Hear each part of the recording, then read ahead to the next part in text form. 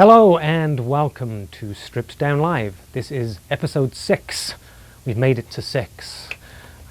I got a small round of applause for 6. Here we are in the streaming garage. I am your host, Kurt Smith. This week on the show we have my friend, Gary Jules, for the next hour. You can, of course, find us on stripdownlive.com. You can also find us on Blip TV, Roku, iTunes, and as per usual, after a few songs, we're actually going to ask you to send in your questions for Gary. If you want to join in, you can send them on Twitter at @striplive, or you can just go to the chat room at the website. So please send in your questions. We'll put them up to Gary later, but please welcome to the studio, Gary Jules.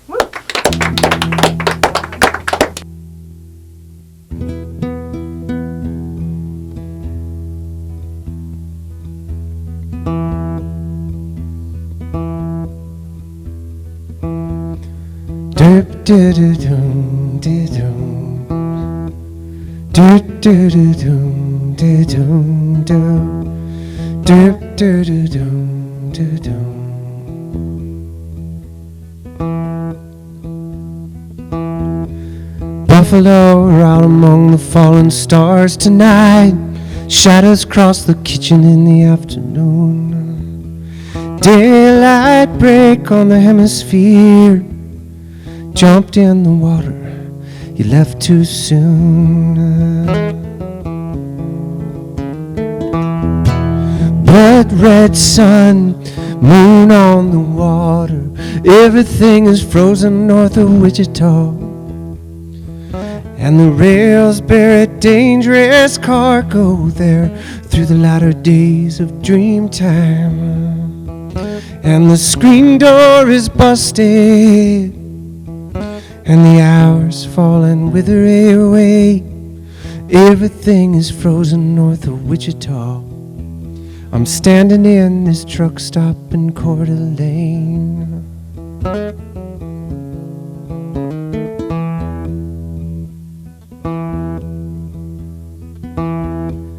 Yeah, I come from sad stories.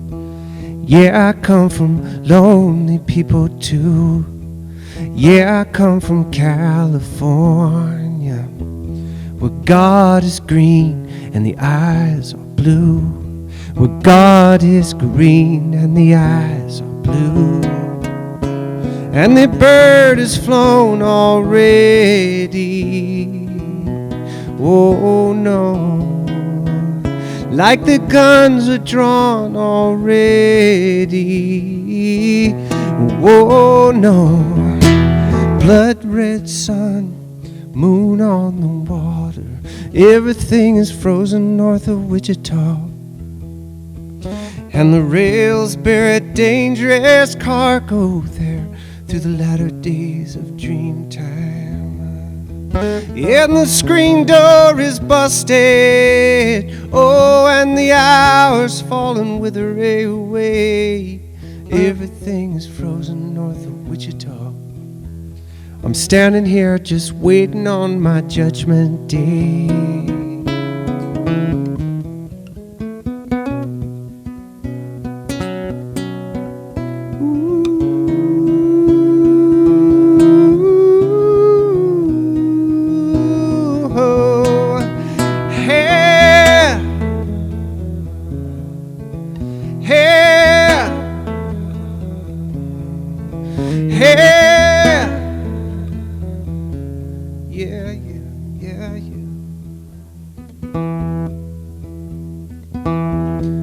Buffalo are out among the fallen stars tonight.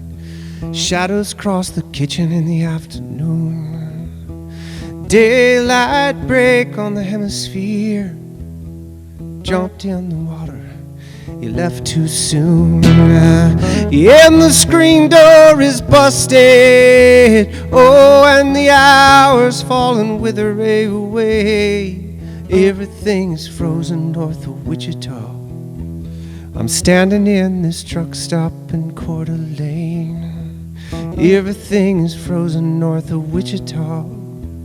I'm standing in this truck stop in Coeur d'Alene. do do do do do do do do do do do.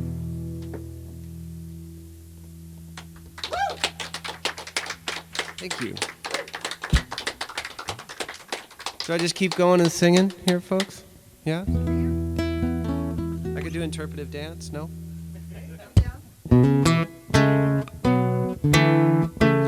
Ooh, it's a funny old life. Bottle keeps spinning, spinning.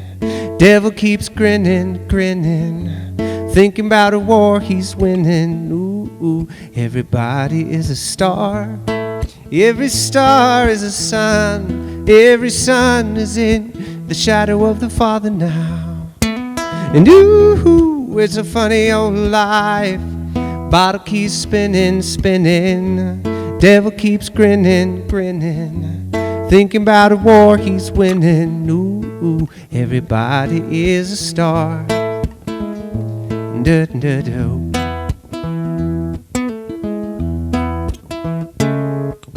Now, Sisyphus, I feel you, boy.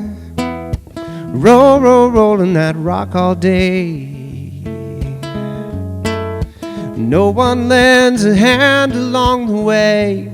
They just smile and say, hey, see you soon, see you soon, see you soon. Oh, see you when the war is over. See you when this gravity stops pulling me around. Oh, when I get my feet up off the ground, finally lay this burden down, I come running.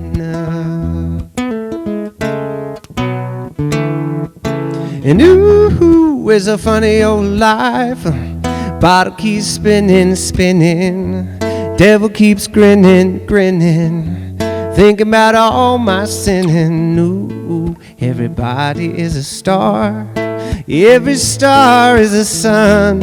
Every sun is in the shadow of the Father now. But you,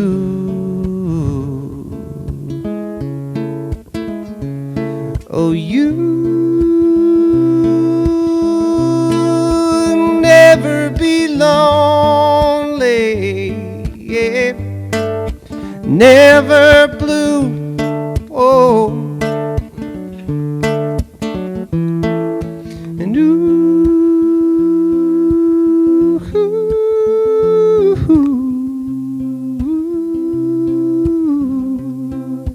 never be lonely, yeah. Never blue, oh. There's poetry in sickness. Life is beautiful and cruel. That's just the way it is. And I can sleep, but I can't rest. They say the old songs are the best, and I am still a young man. And ooh, it's a funny old life. Bottle keeps spinning, spinning. Devil keeps grinning, grinning. Thinking about a war he's winning. Ooh, everybody is a star. Every star is a sun. Every sun is in the shadow of the Father now. And ooh, it's a funny old life. Do-do-do. Do-do-do, do-do-do-do-do. You-ba-do-do, do-do-do-do. Everybody is a star. Every star is a sun. Look it up. Mm-hmm. Mm-hmm. Mm-hmm. Mm-hmm. Do-do-do-do-do-do. We come. I come running.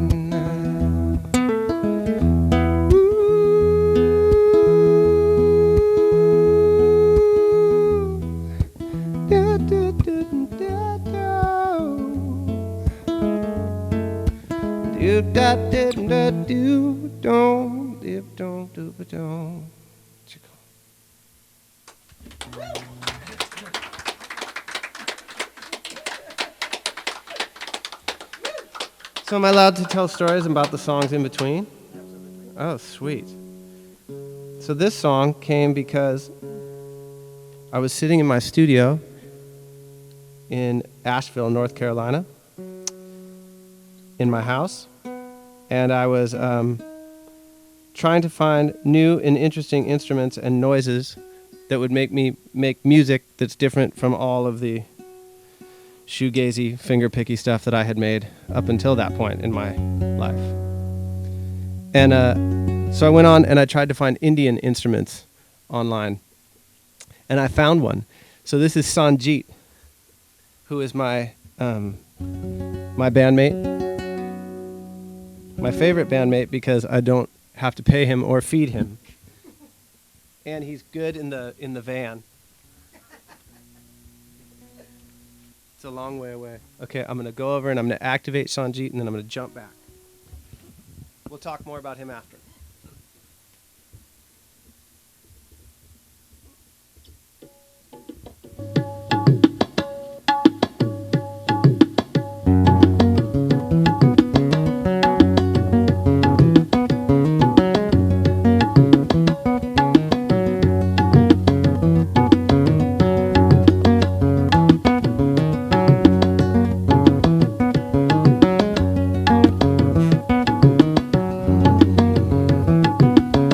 Sunlight, diamonds on the water, feeling in your bones, down in your bones.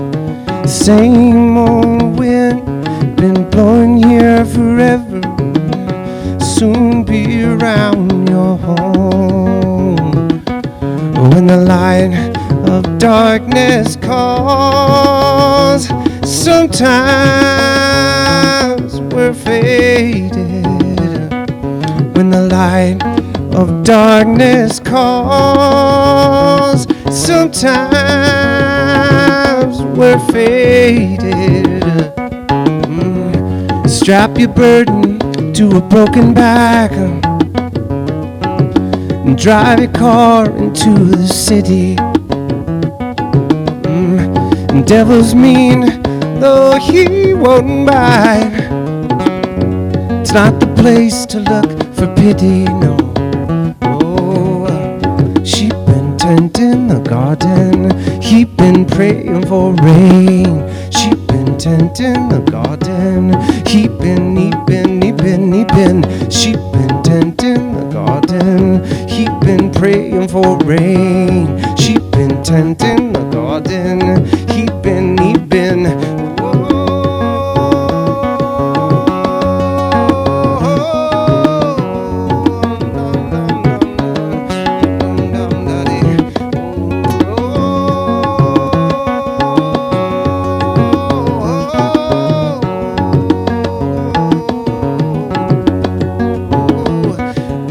Sunlight, diamonds on the water, feeling in your bones, down in your bones.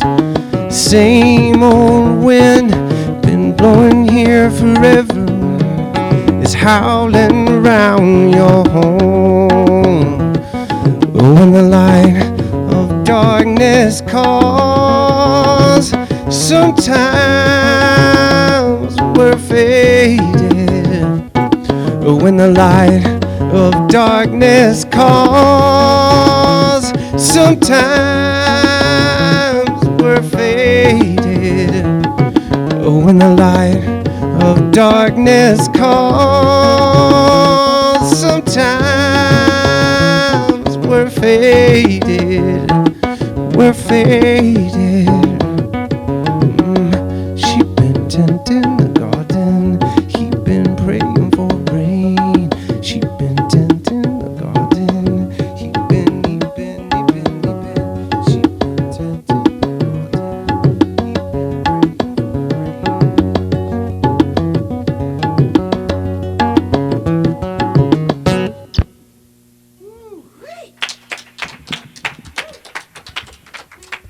Thank you, Sanjeev.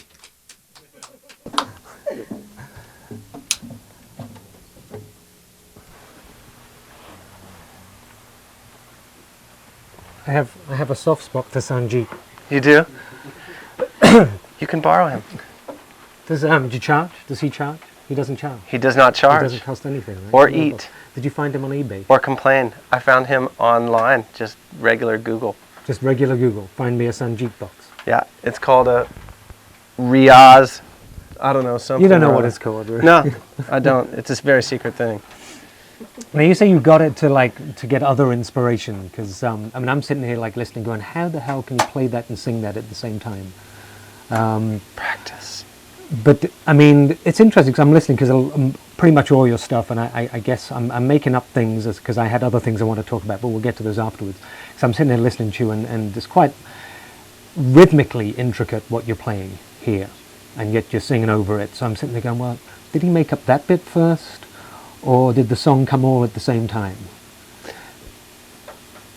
Do you normally sit there with a guitar and work out something musically? Because a lot of melody comes from the guitar part. Yeah. It seems. I think that the longer that I've played the guitar, I usually write guitar stuff first just to have an idea of sort of what, I don't read or anything like that. I don't really know what scale I'm in or whatever that. So I just sort of like will find something that I like to play and then sing to it. Sometimes, in the past it was different, but now it's really about finding something that's interesting for me to play on the guitar that I think is rhythmically and melodically interesting or harmonically interesting just by itself. And I think that what I'm doing is I'm tricking myself into continuing to sing simple parts. Like I tend to the sing. The intricate part is taken up by the. It's too hard to sing anything else along with the guitar and the other stuff. So I continue to sing normally because, the whisperly, wobbly voice. You just want to. You don't want to sing real you don't want to be like Barbra Streisand all over the place. Otherwise, it doesn't. Well, and some of us couldn't be like Barbra Streisand all over the place. I shouldn't be. What my problem is that I have no filter for that kind of stuff. So I will get Barbra Streisand-y if you give me enough space. Oh, so basically you're not allowing yourself to this is what keeps me from being Barbra Streisand. This and Sanjeev now. And maybe a few plastic surgeries and some hair extension. You said it, not me. Sorry, Barbara. And I'm listening to a lot of the lyrical content, and as I mentioned earlier, I said my friend Gary, because we have met on a bunch of occasions, so yes. I do know something of you. And it was funny because we were discussing beforehand how you're kind of relatively cheerful people. I was discussing us, relatively cheerful people that write pretty dark songs. So I'm going through lyrics of yours earlier today, and if there was ever, because it's interesting, and I don't know whether you ever analyze your own. I certainly never analyze anything I write lyrically. I mean, I know what it means, but no one else comes along and, I don't look out and say, my God, that's what I do all the time. But it seems there's one, to me, there is a prevalent theme which normally is trying to accept the way it is a lot of the time. I mean, lyrically, they can be a little dark, but it's there. There's always a thing in there of sometimes it always is trying to say it is what it is. You got to accept it for what it is. And it sounds like you're sort of trying to come to grips with that a lot of the time. I think that's accurate. I read somewhere that Bob Dylan said that you write the same song over and over. And I think that for me, music was always, at least my music and my voice, and where the sentiment that I can kind of get across the most effectively is the I understand all of the other stuff, but it is what it is. There's nothing we can do, so we have to make it okay. Right. You know what I mean? I was always terrified of the idea that I was a total doomsday kid. I always thought join the club. The other foot's gonna fall at any. I could never be fully miserable. Because I don't know, because I felt like it was too self-obsessive to do something like that, and I wouldn't want to draw that kind of attention to myself. But it was also very difficult to be fully happy, because if you were fully happy, then you knew that the minute you started to celebrate and actually feel okay, that something was going to come and squash you. And I think that I sort of grew up always feeling, or I don't know, I feel like that I feel, to me, I always felt that way, and I always thought that for me the most powerful music, the message in music was, it's going to be all right. But did you, when you were younger, I mean, if I, draw a parallel of when I, say, was doing things when I was younger, at that age, it's sort of, there's a lot of kind of complaining, for one. Moping. Protesting, trying to make things better. And then as you get a bit older and start being, you're capable of being more objective. As in your teenage years, 20s. I wouldn't say we're particularly objective because we're still uncomfortable with ourselves. But then there gets to that acceptance era where, I mean, there are lyrics, like these are your lyrics. There's poetry in sickness, life is beautiful and cruel, all these things that you kind of have to just accept. And without one, there isn't the other kind of thing. I mean, do you get that? When you were younger, did you write songs that were kind of more like protest things, and did these come a bit later? I think that I loved protest songs. I was never that guy. I was never like I wrote... You never wanted to draw attention to yourself. I wrote more angry songs, right. Or I guess it could be, but they weren't really so much protest songs as it was just a younger, angrier version of it is what it is. Right. I don't know, for instance, one of the hardest things for me is sort of like over formalized relationships with people, like where somebody will come and tell me afterwards, he or she that was just here really wished that you would have said or done, something or other. Like, I'm just no good at that stuff. Like, if you want me to, I don't know, give you a cookie, ask for a cookie. You know what I mean? I like straight conversation. But yeah, I think that as the younger part was just sort of like, when I was younger, it was more that I was angry that people were spending so much time talking about nothing. Right. Or doing nothing. Or not... talking a lot about things they couldn't change, effectively. Yeah, which is nothing. Right. Which is effectively nothing. Yeah. I think also because I sort of felt like I was really obsessed with the Beatles when I was young in the 60s, and I studied oh my God, I wish if I had just been born 10 years earlier or whatever, everything. And I, going through the whole thing, I remember hearing John Lennon say, there's an interview with him right before he died, and in Imagine, that movie, they show him walking through the park in that silver jacket, and he says, where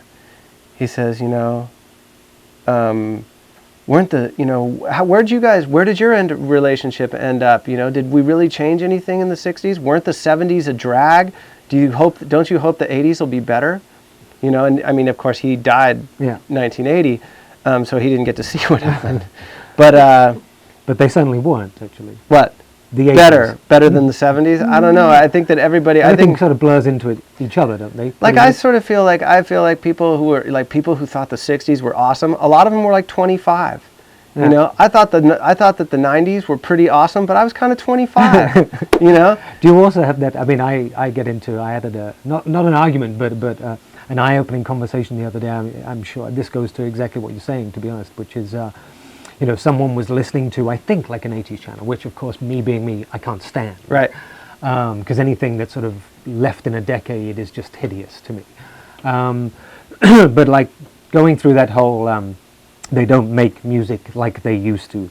Music today is not going to last as long as the music we grew up with, which, of course, is utter nonsense, So I had to sit and say, well, you realize you sound like your parents now. I mean, you've become your parents. That's what you've done. My mother used to say the same thing to me. Yeah. That's like they don't write songs now. It's not the way it was in the 50s, the 60s, or whatever it was. What the truth is, whatever's good will stick around. Yeah. Whatever's crap will be forgotten. Yes. Pretty much. Yes. I remember reading in Hermann Hesse's Steppenwolf. There's a point where the character is walking through Paris, and he hears this music. And he says, I heard this music, and it was just all drums, like African, driving sex drums, and they were just talking over it. And I was thinking, wow, he's talking about jazz, obviously. Right. He meant jazz music because it's the 30s. Yeah. And, it sounds like he's talking about hip-hop. Yeah. So isn't it true that, guys who... there was jazz, and people who loved jazz when rock and roll came along said, it's just so pedestrian. it's so boring, and it's just such a, just a youth explosion, and that. It's just. And then gyrating, by the time when nothing you more. guys were making music, Tears for Fears, honestly, I should tell you, is one of the only bands that you could listen to in San Diego, where I'm from, and you could surf, and you could listen to Tears for Fears without getting your ass kicked. Anybody found Depeche Mode in your car, you were dust. Why? Because it was gay. Because Depeche Mode was gay. Really? 80s music was gay because there was Boy George and there was the guy from Flock of Seagulls and all of those guys. You're saying that just because we didn't wear enough eyeliner, we weren't? I don't know why it is, but Tears for Fears got away with it. I have to tell you a funny story about it. It's not like we weren't effeminate or anything. No, I don't think anybody. I think nobody saw the Mad World We were video. two guys. I mean, come on. The dance was so awesome. though. I'd like to just qualify that was not me. That was Roland. Yeah. But my friend Ralph Silverman learned how to do it exactly and did it all across, like as we were going from one class to the next. He would dance that way all the way across. But do you think, it's interesting you were saying, when you were going off surfing and that kind of thing, do you think that sort of dark and that sort of acceptance thing, the dark and bright of what you do is somehow formed by growing up in California? I mean, there was always that, it's not like, for me growing up in England, say, you would go off and surf. Yeah. And it was sunny. I'd look out the window and it's pouring down with rain, and it was kind of miserable out, so there was nowhere to go. I think that people are, especially when they're young, are miserable. Whatever the weather. Yeah, if it's sunny outside, the problem, and I'm sure that you felt it in LA even as an adult, Oh, God, yeah. is that sometimes you look outside and everything is so cheery and everybody looks so beautiful and is going somewhere and has a big smile on their face and everybody doing their thing, and you're just like, this is total bizarro world. It makes you more depressed because you're just like, it's not reflecting, how I'm feeling and like, who are all these people? And it can be, I think it's partially the same for, walking through parts of London and hearing dub reggae stuff, that's Right. so sunny and bright, some of it, and it just, the contrast really works. But I have to tell you, there's a line in that same song that you quoted that says, I can sleep but I can't rest. Yes. They say the old songs are the best and I'm still a young man. Yeah. I had a woman come up to me afterwards and say, I don't think that's true, that the old songs are the best. And I said, well, that's great. Like, what are you talking about? And she said, well, for instance, Mad World is my favorite song. And, it was only, that it had, at that time it had been probably 4 years. She said, and it's only been 4 years or so, or something like that. And I was like, There's no explaining to these people. no. But it was luckily I had my friend there, my friend Al, who's my drummer guy, and he ran over and he goes, and she goes, oh, I'm so sorry. And then she looked at me like, I don't know why I'm at your concert if you didn't write that song. But sometimes, that's sort of the lack of education thing is can be strange. But That's a very nice way to put it. yeah, it was, what was it? Who was it? Kelly, someone who's big on Twitter the other day. Who was my favorite quote of the week was that weird woman that's running for O'Donnell, right? O'Donnell, who obviously decries anything to do with evolution and saying, obviously if we evolved from monkeys, why are monkeys still around? And who was the girl who Kelly, what's her name? She's Canadian, but she's a very funny woman to follow. And her thing was, we have education, but there are still morons. And that was basically her answer, I live in North Carolina, I have to tell you. I've actually heard people say, technology puts the evil in evolution. Oh. And you have to go, It's not spelled like that for one. there's no evil in evolution. No, Move on, what's the next it's point? evil, okay? It is, it is. Talking of North Carolina, because you moved there, when did you move? 2006, did you? Yeah. Yep. And you had your son 2004, Mhm. I think, so what, kid was like a couple of years old when you moved there. He was almost 2. Right. Was that just I got to get the hell out of LA feeling? And Well, honestly, it was at the end of I basically went around the world singing Mad World right, for if I hear that song again, for kill 2 me. years, and it was everywhere, and it was it went from being, you know, like a cool underground thing to being like on pop radio, Right. you know, like on the lamest radio station that, you know, the one that your parents listen to that's like, you know. It's called Radio 1 in England. Right. Well, whatever it is, it's like, you know, you hear, no offense, but you hear like, you know, Peter Cetera Chicago songs back to get back up against, you know, Lionel Richie, and then you hear this and whatever, and then it would be like Mad World. And things had just gotten really weird for me. I had been just like, you know, like a little singer guy and was doing my thing, you know, and came home and my wife, like Mad World in one day I was in London, Mad World went from like number 60 something in the charts to number 6. The show that I was supposed to play at a place that was 400 people went to like a 1,200 person place and sold out. I came home to the hotel and my wife came out of the shower and showed me 2 positive pregnancy tests.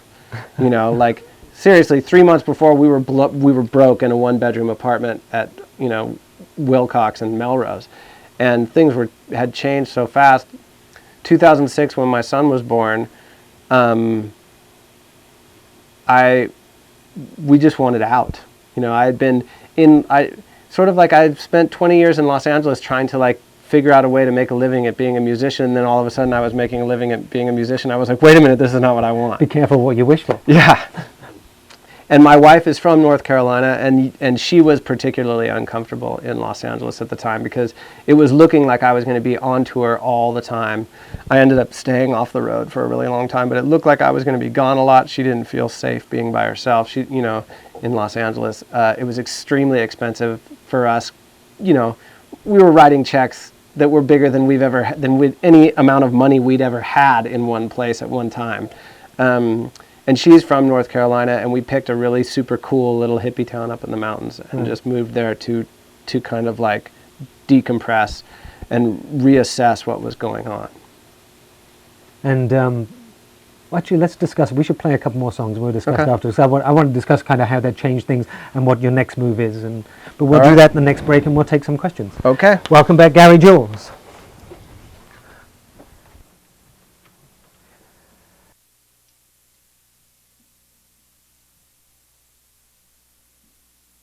It's good that we were talking about LA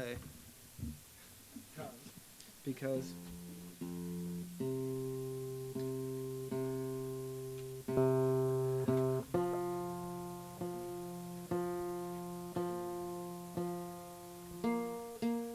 I have a deep love for LA, and a lot of people don't. For those of you out there who have an opinion about LA, like that's different than that, you should know that your opinion doesn't matter until you've lived here at least 7 years. Yes, you're not allowed to say anything. I mean, taking a pot shot at LA and saying, what a horrible place to live. What are you know, what are you, a genius? Of course, it's a gigantic, huge, horrible city, and things are terribly unfair and whatever. But if you've lived here for a while, you fall in love with it, and I fell in love with it. And here's a song that I wrote about it.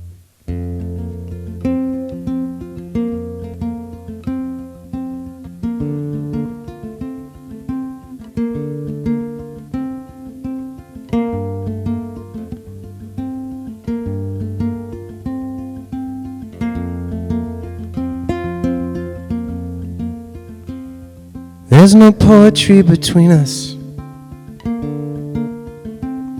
Set the paper to the pen. Something's burning in the attic that her tongue will not defend. Through the arc of conversation, past the teeth behind the smile, down the miracle mile, to the bottom of the ladder. Paint your eyes and hide the tatters. What's the matter?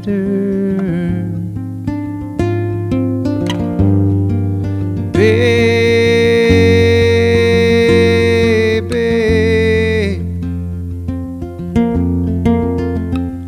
Could we go downtown to the middle of the world? You were always such a pretty girl, and you told me I was beautiful. Hey, hey, hey.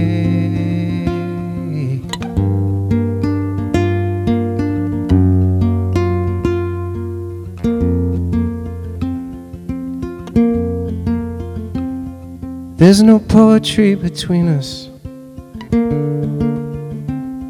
Set the paper to the pen, and I get nothing for my trouble but the ink beneath my skin. If your clothes are getting weary and your soul gone out of style, blame the miracle mile and the bottom of the ladder. Paint your eyes and hide the tatters. What's the matter,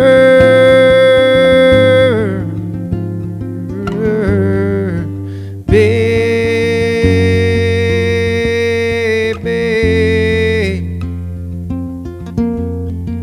Oh, I'm coming to.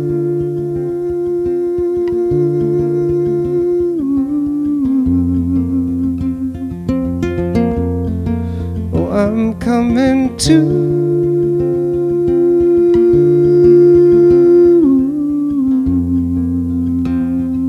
Yeah, I'm coming to.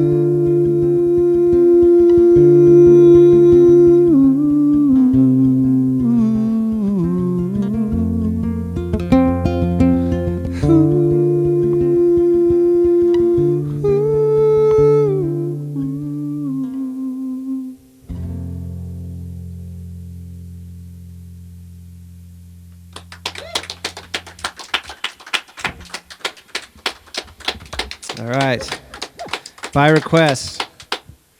Now, I'm feeling a little nervous about this one. This is a new song, and I'm going to play it because, how did you say it, Kurt? It's cheerfully dark, or darkly cheerful, or darkly cheerful, one of those two. The truth of it is that the way this song came about is that I was driving with my son in North Carolina, and he was about 4 at the time. And he said he was in the back seat, and I was on the phone talking to an adult in Los Angeles. And I think I got carried away and was using some language and a tone that my son at 4 was not familiar with, at least hearing Daddy use, and probably, using some words that he wasn't used to. And I hung up the phone, and I look in the rearview mirror, and he's just staring at me like this from his car seat. And I said, "What's going on, buddy?" And he said, "Daddy, who were you talking to? And why were you talking like that?"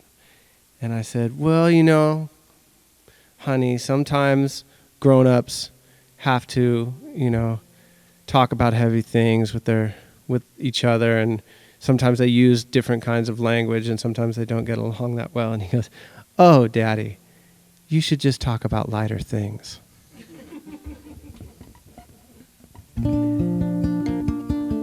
So I snaked it.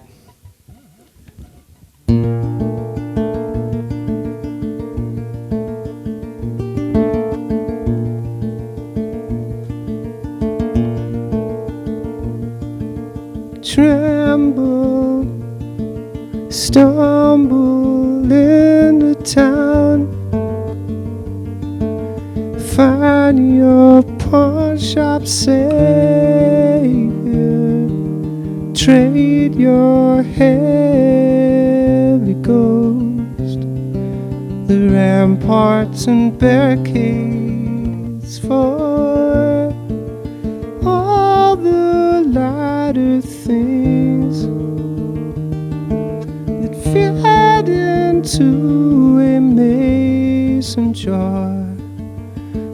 frosted wings and feathers floating all around the yard. No and no disease, only misbehavior. Angels of sacrilege, no, where hostages of privilege go. All the latter things, all the latter things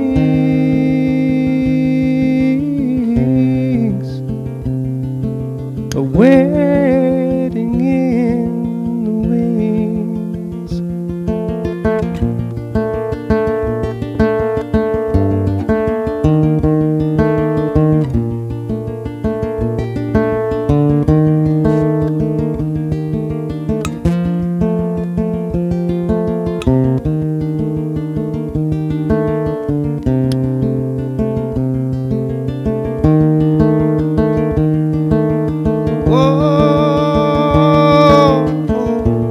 So my sailors kept on the way back home, lost again in the street lamp glow. Hands on their pistols, the music and the lights are low. Shops are closed and they're behind the windows.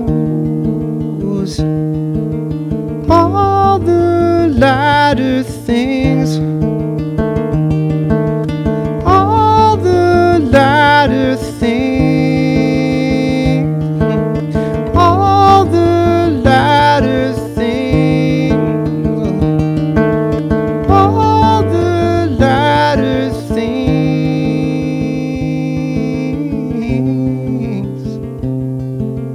Oh,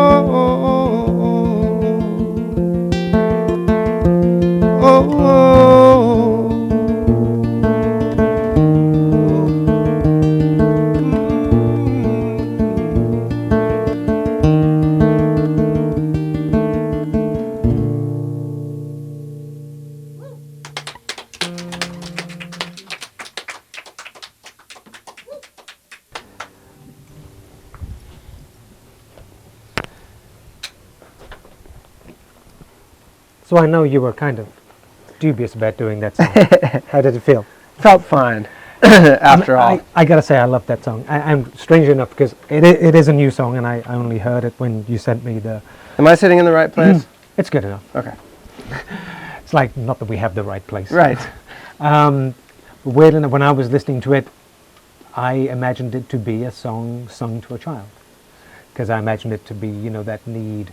I mean, not the way you described it, which is something your kid said, but that sort of need to protect them from all those things, to protect them from the bad side of everything. And I sort of had a realization while I was living in North Carolina, since I've been living in North Carolina, that one of the things about parenting that's weird is that what you want to do is try to create a sort of like a fantasy space for them to flourish in and learn in and play in, so that, and you want to sustain it as long as possible, so that they develop the same sort of like, hopefully like naive optimism that you have somewhere in you that makes you cheerful in, you know, in darkest, whatever makes it possible for you to get by and live, you know, with entropy.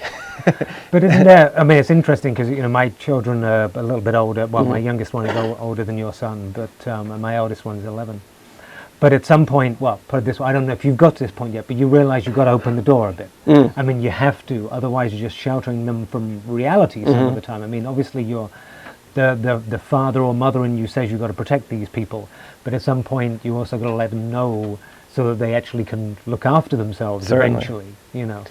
I think that's part of it. I mean, I think that's the whole game, is that you want them to believe in Santa Claus. Yeah. You know, you want them to, until they understand what Santa Claus is. Yeah. You know, that's how it is for me. I want him to just believe everything is going to be I want him to believe that the world is as we've presented it to him, until he realizes. Wait a minute, which is interesting, and they do, because I mean, I was saying before we started, I was just looking at my email before I turned my phone off, saying my daughter just lost a tooth, my 11-year-old, and she is going to put that under the pillow tonight. I mean, she will, in the expectation that the tooth fairy will come along and give her something nice, and she will. Yeah, her name's Aurora, by the way. It's the same tooth fairy every time, but she's already asking, like, it's not really a tooth fairy, it's just you coming in the middle of the night, you know, and sticking the thing under my pillow. That's what it is, right? And I'm like, not saying, I can't confirm or deny that. Right. Basically. I'm not at liberty to divulge. Yeah, that's a state secret. I'm sorry. It's, you know, you're going to have to shoot me if I tell you. But it is, I mean, you do get to that stage where you want to kind of let them out. And now, talking about what you're going to, as I mentioned beforehand, I wanted to talk about what you're going to be up to next. Now, you were saying that you're actually going to move back to California from North Carolina. We are starting the process of thinking about moving back to starting the process of thinking about it. Moving I mean, we're a ways off. Moving from, I mean, we're having a baby on or around Christmas Eve. Oh, my second was born the 27th, so 2 days after. Interesting. It comes interesting when you get to birthdays. Just a warning. I already figured out we're going to do a 6-month, a half birthday. Both kids are going to get a half birthday. Gus will celebrate his birthday on his birthday. He'll get to have the big party and everything. And then on his half birthday, he'll like get to pick where we go out to dinner, and he'll get like a little present and go out to, you know, for dessert. She will probably have her party on her half birthday. Right. Well, because you can't have the party over a holiday because their friends aren't there once you get to school age. They're not. Right. And those are the kinds of things that when you're a parent, that's your fault. Yeah. You know, like. Well, actually, weirdly enough, with Wilder, who's my youngest one, is she actually she loves it because she gets like 3 parties. You know, she gets like people will give her presents on her birthday, which happens to be 2 days after Christmas. Then she'll have the school celebration when she gets back to school because the school do something. Then she'll have the official birthday party a few weeks after that when all her friends are back. So she's like, you know, she's milking it. We have Gus he's the only grandchild on my wife's side of the family, and my mom only he's the third, or he's the second of 3, and she lives in California. So we have one birthday party at home, and then we have one birthday party with the grandparents, the maternal grandparents, and then we inevitably fly to California in August, right around his birthday sometime. So we also have a birthday party in California. He got 3. So you're going to move back, you're thinking of moving back. You start the process of thinking of moving back at some point. Yes. But you're in the process right now of working on a new record? I am going to start working on a new record, which if all, you know... if all the fates line up. Creek doesn't rise, God willing, and if the creeks don't rise, I will be working on that record with my friend Mike Andrews, who I did Mad World with, and who I did all my music with. Well, you and Mike have been friends since high school, right? Way before, since I was 7 and he was 9. Well, yeah, we like grew up together. You just have to throw in that he's older than you then. Yes, he is, in fact. But you know, we're trying to find time. He's super busy, and I live on the other side of the country. He makes, you know, music for movies, and he works incredible amount. But we're gonna make time and make a new record together, and hopefully at the end of that cycle, probably or during that cycle, we'll start looking for places in California. I was born in California. My parents were born in California. I grew up surfing, and since we moved to North Carolina, have become re-obsessed with surfing again, which is which is unfortunate. I mean, airfare wise, but it's weird the things that you find out that you miss, the things that, you know, like I think having a family and starting to think about, you know, generational stuff and things like that, and just the surroundings that your kids grow up in. Where we live in Asheville is an awesome place for kids. It's wonderful. The schools are great. You don't have to lock doors. There's 50 kids in our neighborhood, and they all run around in packs, and you know, all of that sort of stuff. But I'm really homesick for the ocean, and I'm really homesick for even LA, for LA and for cities and for the weather and the food and the people. I mean, there's something about California that there's sort of like everybody who was born somewhere else that wanted to go somewhere else than where they were supposed to go. Every kid who was born into like an orthodontics family and didn't want anything to do with teeth moves to either New York City or California, So California is full of people. I mean, Los Angeles was built on a fantasy. It's, it still is. It's a complete fantasy. There's plants everywhere. No water. Yeah. None. Rained for 5 minutes this afternoon. People thought it was a flash flood. But, we stole the water from everywhere. We steal water from Indians up north. We take the Colorado River, and, they brought it here so that we could have gardens and lawns and stuff like that. I just love it. I love the whole Love vibe. the fact that it's not claiming to be anything. It's really not. Yeah, just a big garden in a desert. Yeah. It's so far, it's like, who could deny it? Yeah. You can't. And actually, to be honest, it's probably better now with your kids to do it when they're a bit younger than when, because if they're getting to their teenage years and have teenage friends, they're going to be going, I'm not going anywhere. Yeah. You could go on your own. Right. Bye-bye. Right. Well, I'm not so sure. I'm sure that eventually it would be that way, but I doubt very seriously that a young, especially teenage kid would say, I'm not moving to the beach. I'm not moving to California. Yeah. California has the... Who could tell? I mean, I think that when they're younger, what I'm saying is that when they're younger, they adapt far quicker, Yeah. I think. Let's go to some questions, because I see there are some up there, questions for Gary. Lady Diode in the chat room asks, do any or all of your tattoos have special meaning? Well, there you go. LA gave you nothing but the ink beneath your skin. True enough. Well, I don't know that they all have meanings, but I sort of ended up collecting tattoos instead of salt shakers from, a life of being on the road. So even if they don't have specific meanings for, outward meanings, they have a lot of meaning to me. A lot of times just where I got, this was from Barcelona.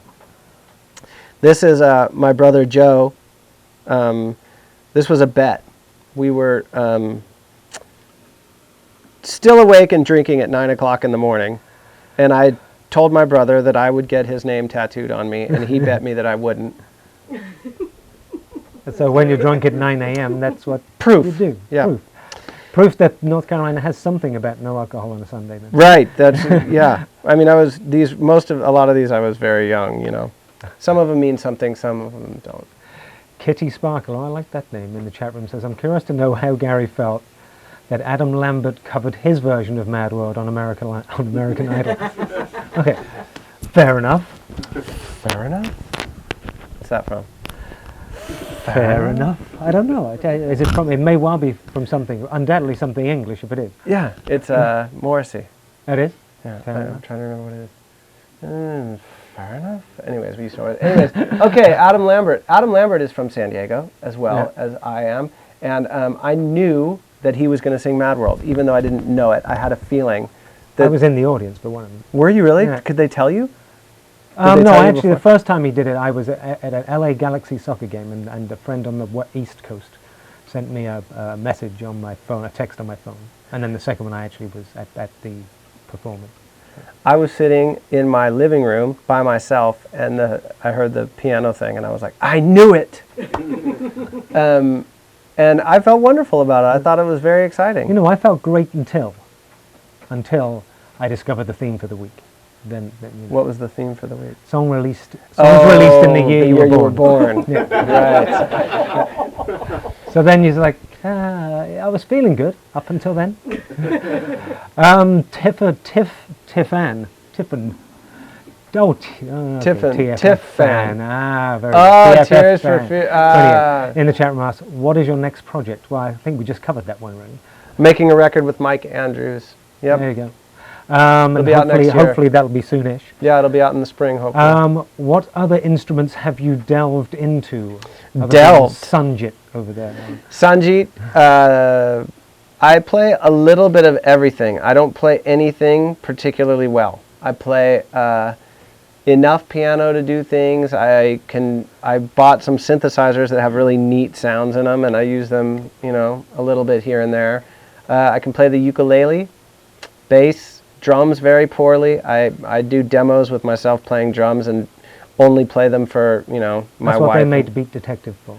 I know, even with Beat Detective, it still it sounds stiff and like I'm trying really hard. It has no vibe to it at all. This is from Jackson M. You mentioned that LA is a hard place to live, but you grew to love it. What do you love most about Los Angeles?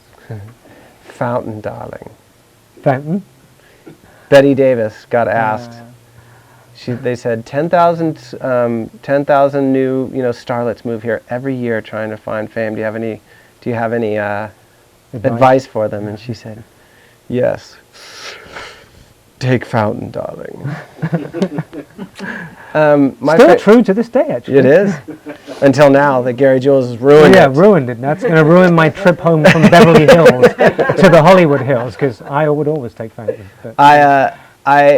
My favorite thing about Los Angeles is what I was talking about before, that people, even as much of a cliche as it is, kids, everywhere with that sort of teenage unrest, whatever, get on a bus or get in a car or do whatever and drive here to try to do something else. And a lot of times they end up not doing what they came here to do. They find a job or a wife or a husband or something else totally, but their lives kind of take off from what they were supposed to do and go through Los Angeles on the way to what they become. I just think that's the greatest thing ever. Well, I'm presuming that's Sean things, even though one could say seeing things, right? Seeing things. Seeing things. I get the joke. If your name is Sean, the joke is pretty good. In the chat room asks, how much of your personal life do you put into your lyrics? Well, 27%, 27 or 28. You never go above 28? No, I try not to. It's just at 30. Do you do like a tally at the end? You're like, that's 31%. I've developed kind of a feel for it at this point, but 30%, anything over 30%, things start to get dangerous. Right. People start to actually know about you and that kind of, which is a bad territory to be roaming into. I try not to write about things that I don't know about.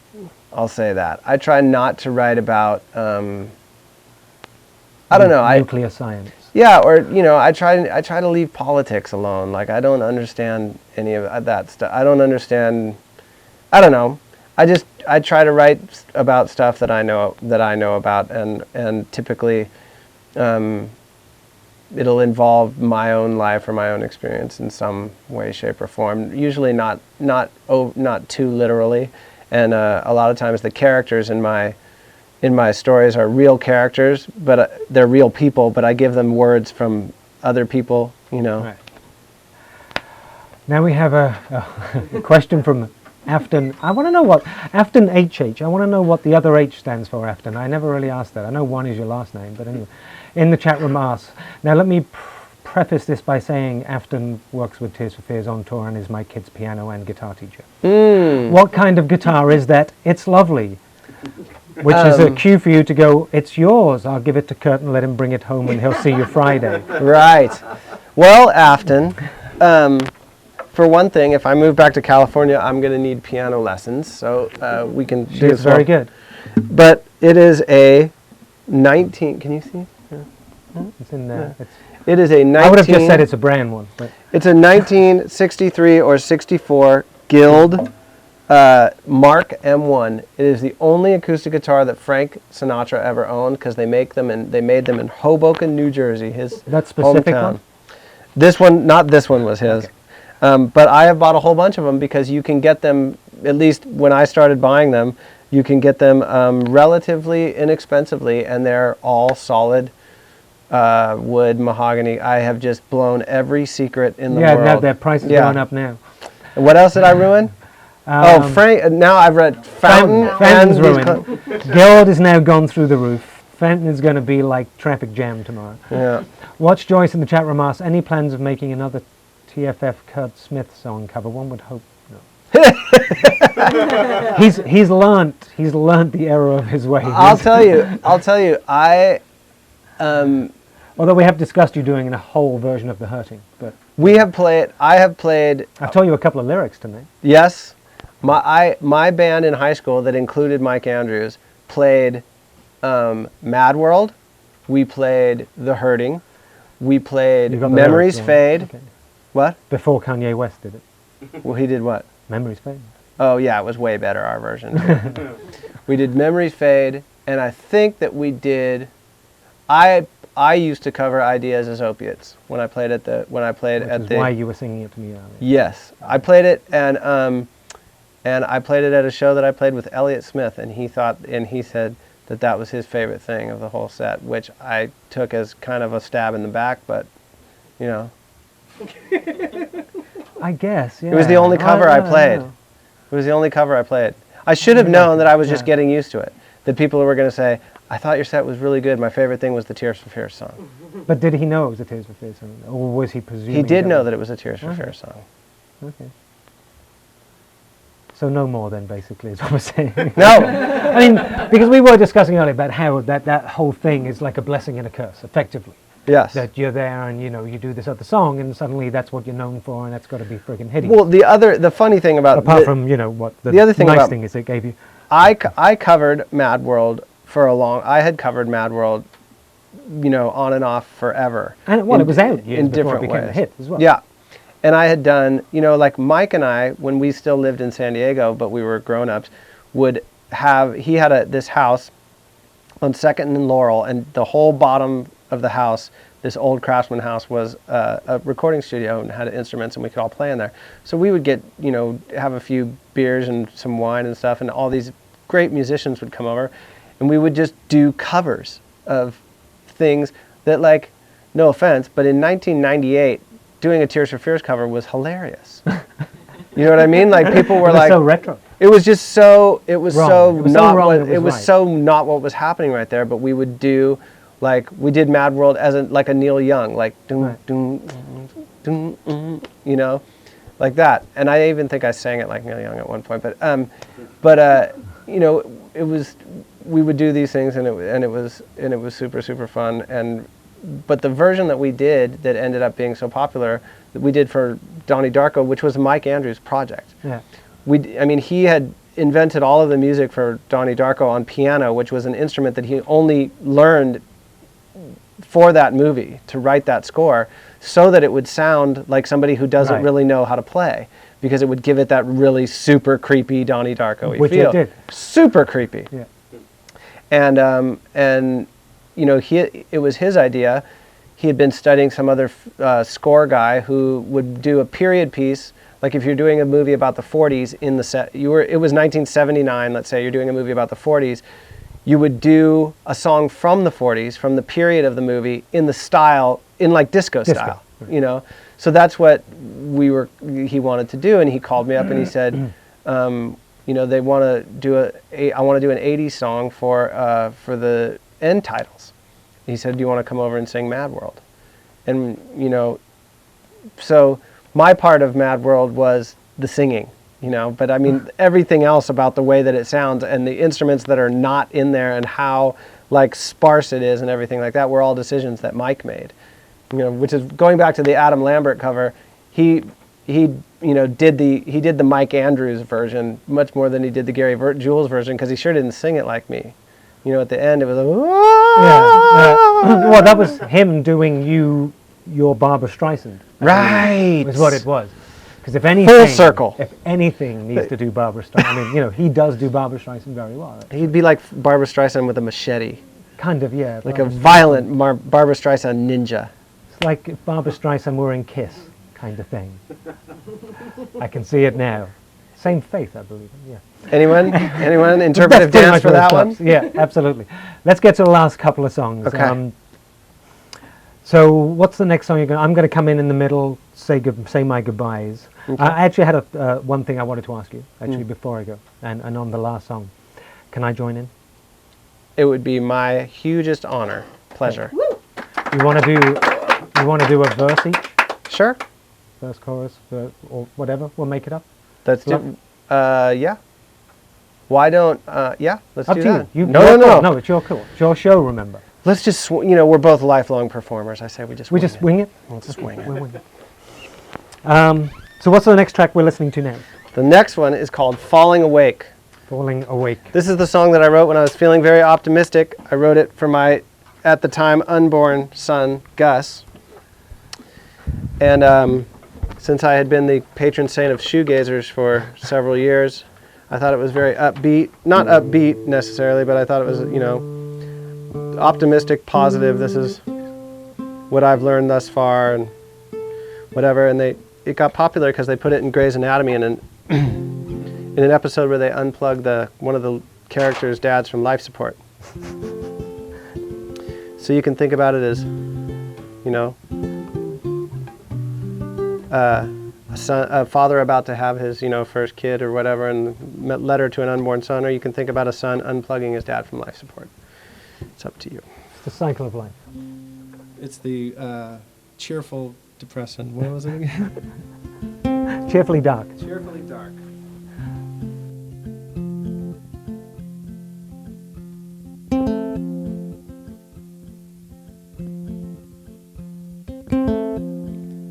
Eagle in the dark, feathers in the pages, monkeys in my heart are rattling their cages. Found a way to blue, another ghost to follow. Said it's only up to you. It's the hardest pill to swallow.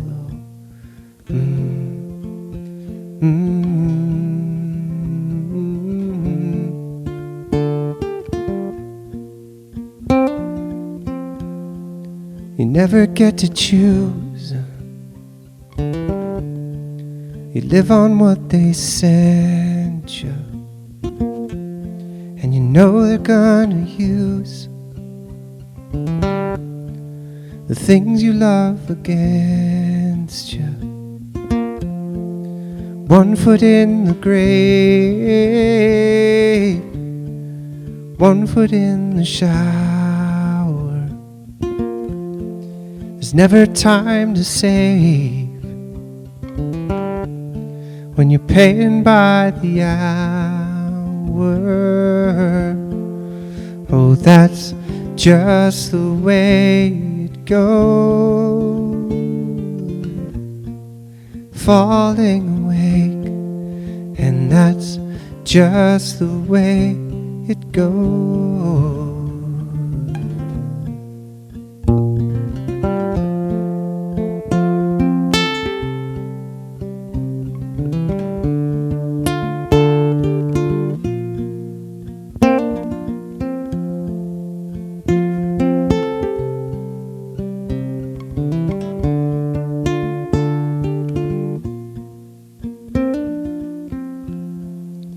Slipping through the bars,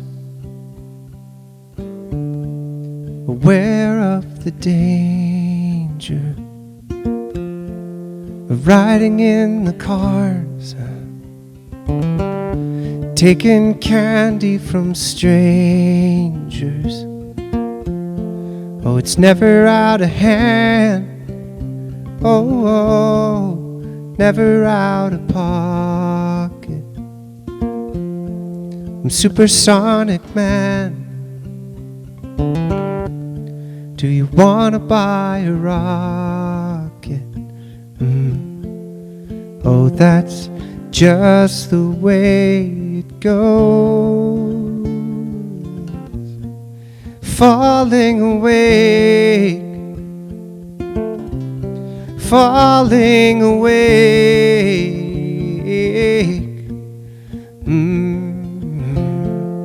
Oh, that's just the way it goes. Falling awake, falling awake.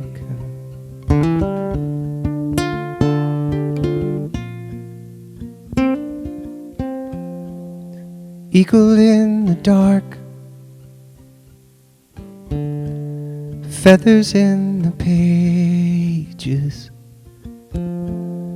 monkeys in my heart rattling their cages. I could learn to play the game. I could learn to run the hustle if I only had the brains, the money or the muscle.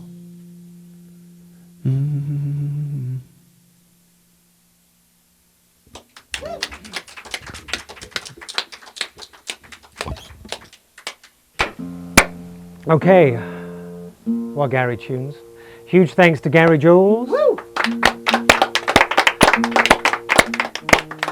Thanks to New Tech for the TriCaster. Thanks to the crew, of course, as usual. Visit stripdownlive.com.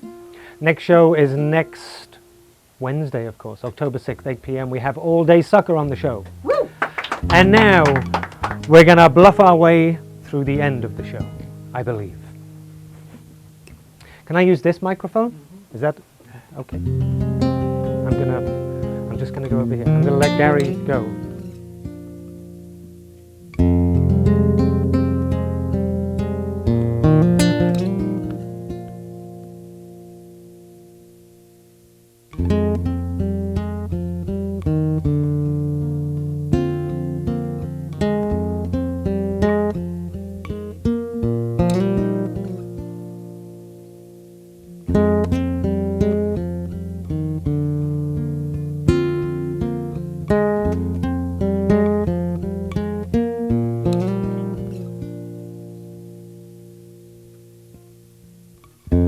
All around me are familiar faces, worn out places, worn out faces, bright and early for their daily races, going nowhere, going nowhere. Their tears are filling up their glasses, no expression, no expression. Hide my head, I wanna drown my sorrow. No tomorrow, no tomorrow. And I find it kinda funny, I find it kinda sad. The dreams in which I'm dying are the best I've ever had. I find it hard to tell you, I find it hard to take. When people run in circles, it's a very, very mad world. Mad world. Children waiting for the day they feel good. Happy birthday, happy birthday. Made to feel the way that every child should. Sit and listen, sit and listen. Went to school and I was very nervous. No one knew me, no one knew me. Hello teacher, tell me what's my lesson. Look right through me, look right through me. And I find it kind of funny, I find it kind of sad. The dreams in which I'm dying are the best I've ever had. Find it hard to tell you, 'cause I find it hard to take. When people run in circles, it's a very, very mad world. Mad world.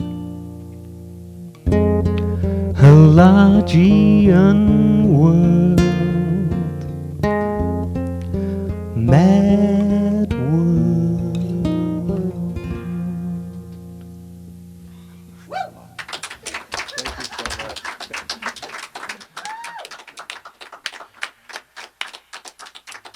And clappity, clappity, clap, clap, clap, clap, clappity, clappity, clap, clap, clap, as we see the credits roll and roll and roll.